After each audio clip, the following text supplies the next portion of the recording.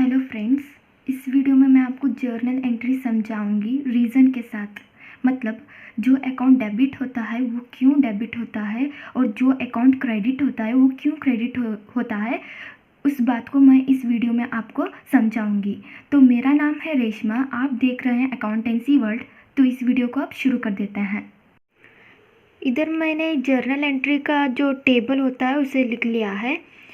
इसमें date column mention करना है, उसी तरह पर्टिकुलर कॉलम और LF कॉलम मतलब लेडजर फोलियो का कॉलम, डेबिट अमाउंट और क्रेडिट अमाउंट का कॉलम, इतना मेंशन करना है। तो मैंने यहाँ एक NCERT बुक का एक एग्जांपल लिया है। उसमें पहला ट्रांजैक्शन बताता है बिजनेस स्टार्टेड विथ कैश। तो बिजनेस स्टार्ट किया गया है कैश की मदद से, मतलब बिजनेस में इन्वेस्टमेंट लाया गया है, मतलब कैपिटल इंक्रीज हो रहा है, बिजनेस में कैपिटल इंक्रीज हो रहा है। तो कैपिटल का जो रूल बताता है, कैपिटल इंक्रीज होने पर उस अकाउंट को कर दो क्रेडिट। तो इधर मैं कैपिटल अकाउंट को क्रेडिट कर देती हूँ। To capital account. तो कैपिटल बिजनेस में लाया गया है कैश के थ्रू। वैसे कैपिटल मशीनरी या फर्नीचर किसी भी रूप में लाया जा सकता है, लेकिन इधर कैपिटल लाया गया है कैश के थ्रू। तो कैश बिजनेस में इंक्रीज हो रहा है, तो कैश ऑब्वियसली होता है असेट अकाउंट, वो हमारे लिए आस्ती होती है। तो असेट का रूल बताता है असेट इंक्रीज होने पर उस अकाउंट को कर दो debit. Cash account debit to capital account 2 lakh.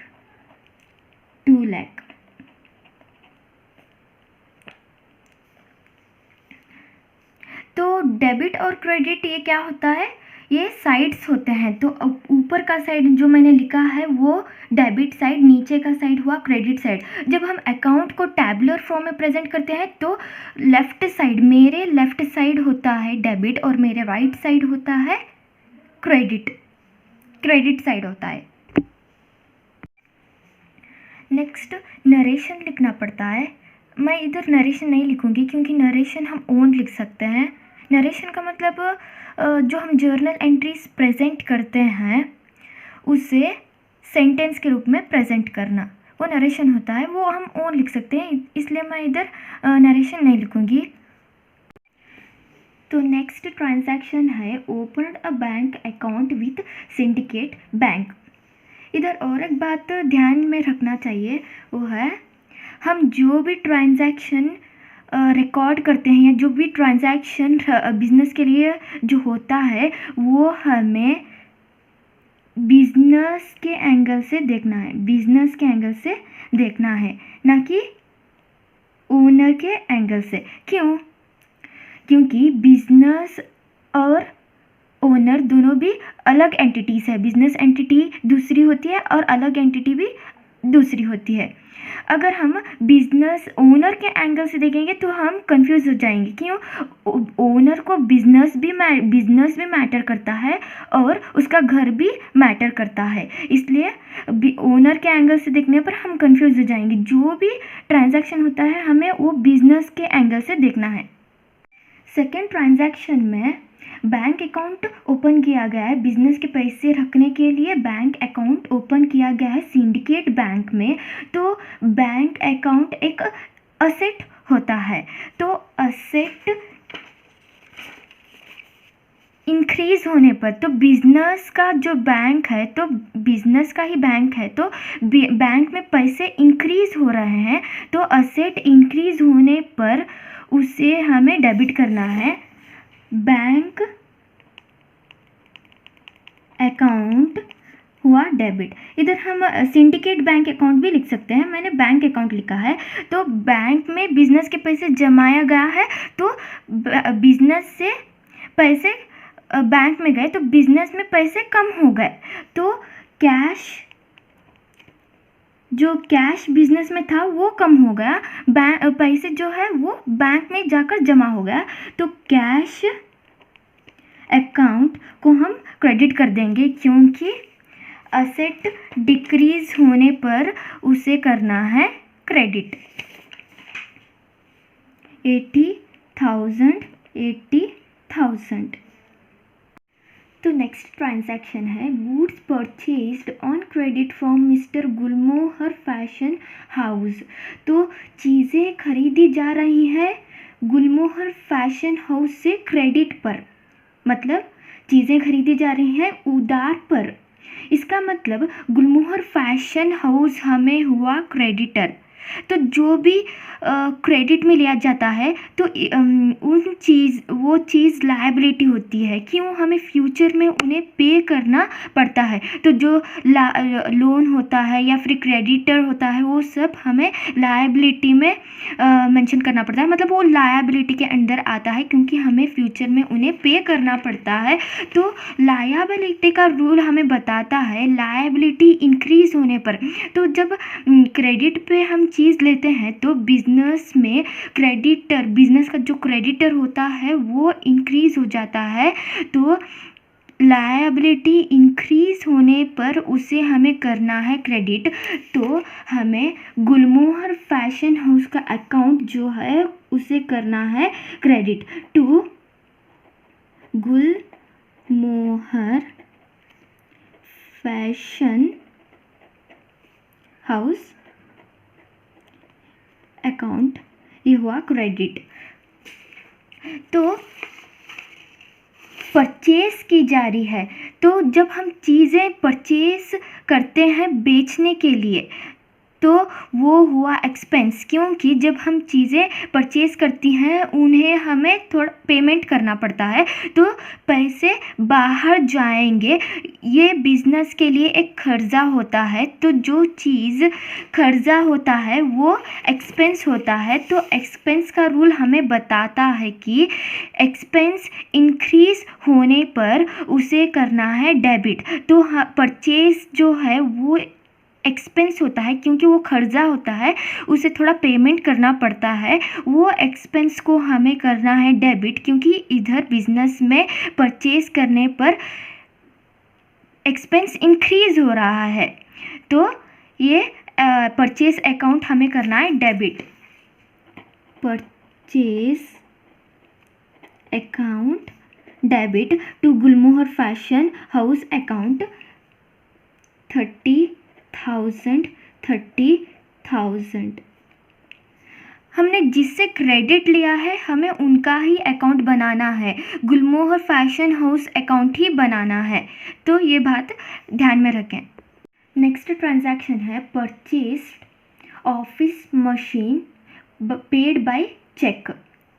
तो मशीन को परचेज किया गया है कि मशीन जो होती है वो असेट होती है, क्योंकि मशीन जो परचेज करते हैं वो बिजनेस में इस्तेमाल करने के लिए परचेज की जाती है। पिछले ट्रांजैक्शन में हमने देखा था गुड्स को परचेज किया जा रहा है, तो गुड्स जो होता है वो बिज़नेस में बेचने के लिए, बिज़नेस का एक्चुअल जो ऑपरेशन होता है, जो बिज़नेस में जो एक्चुअल चीज़ें बेची जाती हैं उन्हें खरीदने पर वो एक्सपेंस होती हैं, गुड्स परचेज एक्सपेंस होती हैं। लेकिन मशीनरी जो होती है वो एक्सपेंस नहीं होती क्योंकि वो बिज़नेस में इस्तेमाल किया जाता है, तो वो होती हैं असेट। तो बिज़नेस में मशीन को परचेज किया जा रहा है, तो बिज़नेस में मशीन आ रही है, इसका मतलब मशीन जो असेट है वो इंक्रीज़ हो रहा है। तो असेट इंक्रीज़ होने पर उसे करना है डेबिट, मशीनरी अकाउंट को करना है डेबिट, मशीनरी अकाउंट को करना है डेबिट। तो मशीन को परचेज करने के लिए दिया है चेक, मतलब बैंक के थ्रू पेमेंट किया गया है, इसका मतलब हमें क्रिएट करना है bank account. To bank account हुआ क्रेडिट, क्यों? अब पैसे पे की जा रही है तो पैसे कम हो रहे हैं, असेट कम हो रहा है, तो बैंक अकाउंट क्रेडिट होना चाहिए क्योंकि असेट का रूल बताता है असेट डिक्रीज होने पर उसे करना है क्रेडिट। इधर अमाउंट है 20,000।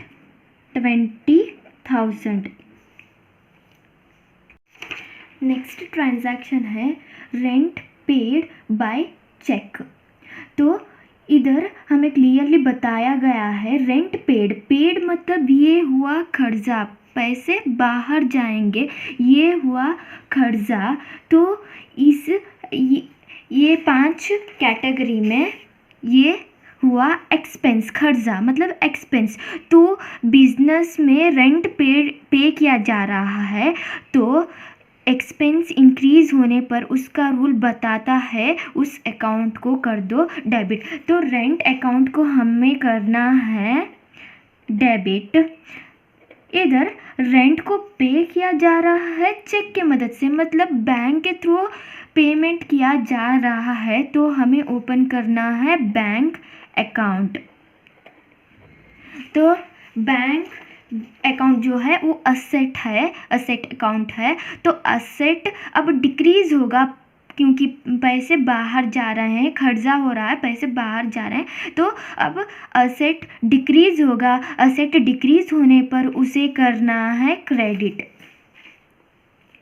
तो अमाउंट कितनी है 5,000। नेक्स्ट ट्रांजैक्शन है sale of goods on credit to mister Mohit brothers. तो बिजनेस में जो बेचने की चीज़ें थी उन्हें बेचा गया है क्रेडिट पर मोहित ब्रदर्स को। क्रेडिट पर मतलब उधार पर दिया गया है। तो मोहित ब्रदर हमें एक डेटर हैं। तो डेटर क्या होते हैं, जो हमें फ्यूचर में हमारे पैसे जो उधार पे हम चीज़ दिए थे उनके पैसे लौटाते हैं, उन्हें डेटर बोला जाता है। तो डेटर असेट माना जाता है क्योंकि फ्यूचर में हमें हमारे पैसे वो लौटाएंगे, हमारे पैसे हमारे पास आ जाएंगे। इसलिए जो डेटर होते हैं वो असेट होते हैं। तो बिजनेस में जो डेटर थे वो अब इंक्रीज हो रहा है, मतलब बिजनेस के लिए एक डेटर आ रहा है तो वो इंक्रीज हो रहा है। तो असेट इंक्रीज होने पर असेट का जो रूल बताता है increase in asset is debited. तो असेट इंक्रीज होने पर उसे डेबिट करना है। तो हमें उसका अकाउंट मोहित ब्रदर का अकाउंट क्या करना है, डेबिट करना है। वो असेट जो है अब इंक्रीज हो रहा है इसलिए उसका अकाउंट को हमें करना है डेबिट। और नेक्स्ट जो अकाउंट क्रेडिट होगा वो है सेल्स। क्यों, सेल्स जो है वो होता है इनकम, क्योंकि अब जो हम चीज़ें बेचने के लिए जो खरीदते हैं उसे जब हम बेचते हैं तो हमें इनकम आता है। इनकम मतलब वो क्या होता है, वो होता है बिजनेस के लिए रेवेन्यू। तो अब क्या हो रहा है, सेल्स, बिजनेस में सेल हो रहा है तो ऑब्वियसली सेल्स इंक्रीज हो रहा है। तो सेल इंक्रीज होने पर उसका रूल हमें बताता है रेवेन्यू इंक्रीज होने पर उसे कर दो क्रेडिट। तो हमें सेल्स अकाउंट को अब करना है क्रेडिट। सेल्स अकाउंट हुआ क्रेडिट, अमाउंट 10,000। नेक्स्ट ट्रांजैक्शन है कैश सेल्स। तो इधर सेल्स हुआ है और कैश थ्रू तुरंत पेमेंट किया जा रहा है। तो इधर मोहित ब्रदर्स के अकाउंट जो है उसके बदले में हमें लिखना है कैश अकाउंट। इधर हमें मोहित ब्रदर अकाउंट रिप्लेस करना कैश अकाउंट के साथ। इतना ही चेंजेस होता है। तो सेल्स होने पर कैश अंदर आ रहा है, बिजनेस के अंदर आ रहा है, तो कैश हमारा बढ़ रहा है। तो कैश होता है असेट। असेट का रूल हमें बताता है असेट इंक्रीज होने पर उसे कर दो डेबिट। तो कैश अकाउंट हो गया डेबिट। तो सेल्स, ऑब्वियसली सेल्स होता है रेवेन्यू। तो बिजनेस में सेल हो रहा है, फिर से सेल हो रहा है चीज़, तो सेल्स होता है रेवेन्यू। रेवेन्यू इंक्रीज होने पर उसे करना है क्रेडिट। उसका रूल बताता है रेवेन्यू इंक्रीज होने पर उसे करना है क्रेडिट टू सेल अकाउंट ये हो गया क्रेडिट, अमाउंट है 15,000। तो अब मैं नेक्स्ट पेज में जा रही हूँ, इसलिए इस पेज में जो टोटल आया था उससे मैंने लिख लिया है और उस टोटल को इधर मैंने कैरीड फॉरवर्ड बोलकर लिखा है। मतलब जो टोटल आया है उसे हम नेक्स्ट पेज में ले जा रहे हैं। तो इधर मैंने टोटल बॉट फॉरवर्ड बोलकर लिखा है। इसका मतलब जो लास्ट पेज में जो टोटल आया था वो टोटल को मैं अब नेक्स्ट पेज में लाई हूँ और मैंने इधर टोटल भी लिख लिया है। तो नेक्स्ट ट्रांजैक्शन है cash paid to mister Gulmohar fashion house 30,000। तो ये वाला ट्रांजैक्शन है, ये थर्ड ट्रांजैक्शन को लिंक्ड है। क्या ये जो हमारा क्रेडिटर जो बना था, गुलमोहर फैशन हाउस जो क्रेडिटर बना था उसे हमने पेमेंट की है कैश के थ्रू, तो हमारा क्रेडिटर कम हो रहा है। इसका मतलब हमारी लायबिलिटी अब कम होने जा रही है। तो लायबिलिटी का जो रूल बताता है, लायबिलिटी डिक्रीज होने पर वो अकाउंट को करना है डेबिट। तो हमें गुलमोहर फैशन हाउस का जो अकाउंट है उसे अभी डेबिट करना है क्योंकि हमारा क्रेडिटर अब कम हो रहा है। Gulmohar fashion house account debit, तो इसका अकाउंट हुआ डेबिट। तो इसको हमने पेमेंट किया है कैश के थ्रू। बैंक के थ्रू करते तो बैंक अकाउंट क्रिएट करते थे, अब लेकिन हमने कैश के थ्रू पेमेंट किया है तो हमारा कैश कम हो जाएगा, बिजनेस से कैश बाहर जाएगा। तो कैश जो होता है असेट होता है, तो उसका रूल बताता है असेट डिक्रीज होने पर उसको करना है क्रेडिट। तो जो अकाउंट क्रेडिट होता है वो होता है कैश अकाउंट। तो पेमेंट कितनी है 30,000 फुल पेमेंट की है। जो 30,000 जो हमने क्रेडिट जो था वो फुल पेमेंट कर चुके हैं। तो नेक्स्ट ट्रांजैक्शन है received a cheque from mister Mohit brothers. तो ये वाला ट्रांजैक्शन जो है ये जून 20 पर हुआ ट्रांजैक्शन को लिंक्ड है। जो हमारा एक डेटर बना था जिसको हमने चीज़ों को बेची थी उधार पर, क्रेडिट पर जो हमने चीज़ों को बेची थी वो अब हमारा पेमेंट कर रहा है बैंक के थ्रू। तो ऑब्वियसली वो हमें पेमेंट करेगा, तो उससे हमें कोई भी संबंध नहीं रहेगा। तो ऑब्वियसली डेटर कम हो जाएगा। तो डेटर जो है वो असेट होता है, तो अब असेट कम हो रहा है। असेट कम होने पर उसे करना है क्रेडिट। तो उसका जो अकाउंट हमने क्रिएट किया था अब वो क्रेडिट होने जा रहा है टू मोहित ब्रदर्स अकाउंट, वो हो गया क्रेडिट। तो उसने हमें पेमेंट की है बैंक के थ्रू, हमें क्रिएट करना है बैंक अकाउंट। तो ऑब्वियसली उसने पेमेंट की है तो हमारे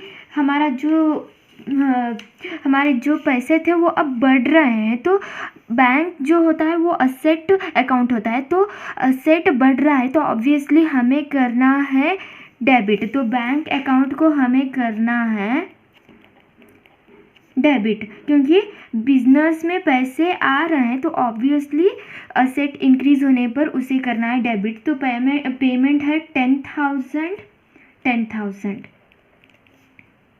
तो नेक्स्ट ट्रांजैक्शन है सैलरी पेड इन कैश। तो सैलरी पे की जा रही है, इधर पेड दिया गया है, इसका मतलब ये हुआ खर्चा, इसका मतलब ये है एक्सपेंस। तो वो लास्ट जो एक ट्रांजैक्शन था रेंट पेड बाय चेक, उसमें मैंने बताया था पेड यानी वो होता है कर्जा, तो ऑब्वियसली एक्सपेंस। तो एक्सपेंस इंक्रीज हो रहा है, इधर सैलरी पे की जा रही है तो हमें कर्जा बढ़ रहा है, तो एक्सपेंस इंक्रीज होने पर उसे कर दो डेबिट। तो सैलरी अकाउंट जो हम बनाएंगे उसे हमें करना है डेबिट। तो इधर पेमेंट की जा रही है कैश के थ्रू, तो हमारे बिजनेस से अब कैश बाहर जाएगा। तो ऑब्वियसली कैश जो होता है वो होता है असेट अकाउंट, तो एसेट अब डिक्रीज़ होगा। एसेट डिक्रीज़ होने पर उसका रूल बताता है उसे कर दो क्रेडिट। तो कैश अकाउंट जो हम क्रिएट करेंगे उसे करना है क्रेडिट। तो पेमेंट की गई है 6,000। तो मैंने टोटल भी कर लिया है। इधर मैंने नरेशन नहीं लिखा क्योंकि नरेशन ओन लिख सकते हैं, और डेट के कॉलम में डेट भी मेंशन करना पड़ता है। तो ये थे कुछ जर्नल एंट्रीज़ के एग्जाम्पल। अगले वीडियो में मैं इससे भी थोड़ा डिफ़िकल्ट लेवल के जर्नल एंट्रीज़ समझाने की कोशिश करूँगी, और कंपाउंड जर्नल एंट्रीज़ को भी आपको समझाने की कोशिश करूँगी रीज़न के साथ। तो मेरे इस चैनल को सब्सक्राइब करें, बेल आइकन को दबाएं और मेरे इस वीडियो को एक लाइक भी करें। Thank you for watching this video.